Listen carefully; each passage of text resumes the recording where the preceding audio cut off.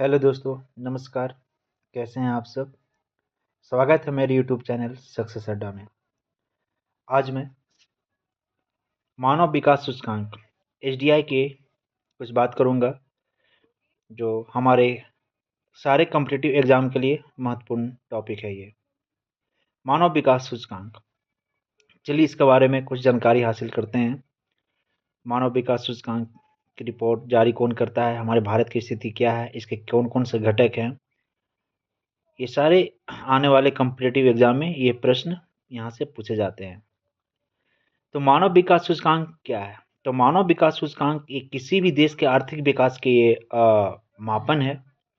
किसी भी देश के अगर आर्थिक विकास के मापन करना हो तो मानव आर्थिक विकास सूचकांक की गणना की जाती है।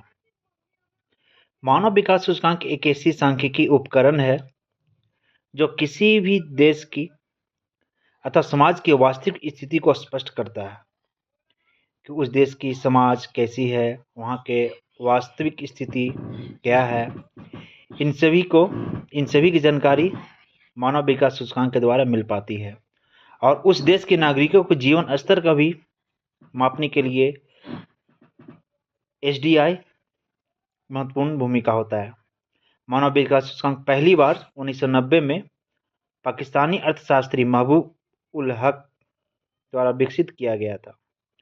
1990 के वर्ष से प्रति वर्ष संयुक्त राष्ट्र विकास कार्यक्रम यूएनडीपी द्वारा मानव विकास सूचकांक की रिपोर्ट जारी किया जाता है। यहाँ से प्रश्न पूछे जा सकते हैं दोस्तों कि मानव विकास रिपोर्ट किसके द्वारा जारी किया जाता है? यूएनडीपी के द्वारा जारी किया जाता है और 1990 से ये किया जाता है। तो यहाँ से इम्पॉर्टेंट फैक्ट है ये। और इम्पॉर्टेंट फैक्ट ये है कि पहली बार जो विकास सूचकांक जारी किया गया था, महबूब उल हक एक पाकिस्तानी अर्थशास्त्री थे, उनके द्वारा किया गया था। इसके जो महत्वपूर्ण घटक हैं दोस्तों, ये याद रखने होंगे। पहला है जीवन प्रत्याशा, साक्षरता दर और प्रति व्यक्ति आय। ये 3 महत्वपूर्ण घटक हैं जो मानव विकास सूचकांक के लिए काफ़ी इंपॉर्टेंट है। तो यहाँ से प्रश्न पूछे जाते हैं कि इनमें से कौन से मानव विकास सूचकांक के घटक नहीं हैं। तो आपको ये 3 घटक याद रखने होंगे: जीवन प्रत्याशा, साक्षरता दर और प्रति व्यक्ति आय। उसके बाद जीवन प्रत्याशा की मैं बात करता हूँ तो क्या है? ये देश के एक व्यक्ति के जीवन के औसत अवधि को मापता है। वर्तमान में अगर बात करें जीवन प्रत्याशा तो 67.7 वर्ष है। यहाँ से प्रश्न ये पूछा जाता है। शिक्षा की बात करो तो किसी भी देश के नागरिक को शिक्षा स्तर को ये बताता है।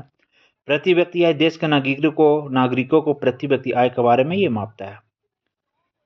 मानव विकास सूचकांक के टोटल 5 स्तर होते हैं। ये 5 स्तर के बारे में देखिए, ये मैंने बनाया है। ये 5 स्तर को अपने नोट्स कर सकते हैं। इसको कौन कौन से हैं? पहला है बहुत उच्च मानव विकास, जिसका 0.80 से अधिक स्कोर होते हैं। उसके बाद उच्च मानव विकास 0.70 से 0.79। उसका मध्य मानव विकास 0.55 से 0.69 और भारत मध्य मानव विकास की श्रेणी में ही आता है। निम्न मानव विकास 0.35 से 0.54 और बहुत निम्न मानव विकास 0.35 से कम। तो ये 5 स्तर हैं टोटल मानव विकास सूचकांक के। तो ये मैंने फ्लो चार्ट बनाया है, इसको आप नोट्स कर सकते हैं या किसी भी मेंस एग्जाम पीसीएस में भी आप इसको इनपुट कर सकते हैं। उसके बाद मानव विकास सूचकांक के इसका क्या क्या महत्व है, उसके बारे में भी मैंने एक फ्लो चार्ट बनाया है, जिसको आप देख सकते हैं। ये कि विकास की प्रगति को मापता है। यह सूचकांक किसी भी देश में हो रहे विकास की प्रतिशतता को मापने में मदद करता है। उसका बाद देशों की विकास की स्थिति को भी पता लगाता है। ये एसडीआई रिपोर्ट के आधार पर प्रति वर्ष देश की तुलनात्मक विकास के आंकड़ा ये स्पष्ट करता है और नीति निर्माण में भी ये मदद करता है। मानव विकास सूचकांक में भारत की क्या स्थिति रहा है अब तक, उसके बारे में कुछ जानकारी हासिल करते हैं। तो ये यूएनडीपी द्वारा 2022 में ये रिपोर्ट जारी किया गया था, जिसमें 193 देशों में भारत का जो रैंक था 134 था। ये याद रखिएगा दोस्तों, आने वाले सभी एग्जाम के लिए इम्पोर्टेंट फैक्ट है ये कि भारत का रैंक मानव विकास सूचकांक 2022 में कितना था? 134 और स्कोर कितना था? 0.644। इसको तुलनात्मक तुलना किया गया है 1990 वर्ष 1990 से। 1990 में जो मानव विकास सूचकांक में जो भारत का जो स्कोर था 0.434 था, जो वर्तमान में बढ़कर 2022 में 0.644 हो गया है ये। और जीवन प्रत्याशा की बात करें, जीवन प्रत्याशा शिक्षा और प्रति व्यक्ति आय, तो इसमें भी काफ़ी सुधार हुई है, जिसमें यूएनडीपी के आंकड़ों से स्पष्ट होता है कि भारत में जीवन प्रत्याशा अभी 67.2 वर्ष से 67.7 वर्ष हो गई है। मतलब 67.2 वर्ष थे पहले, अब 67.7 वर्ष हो गई है। वहीं इसके दूसरे घटक शिक्षा में भी सुधार हुआ है।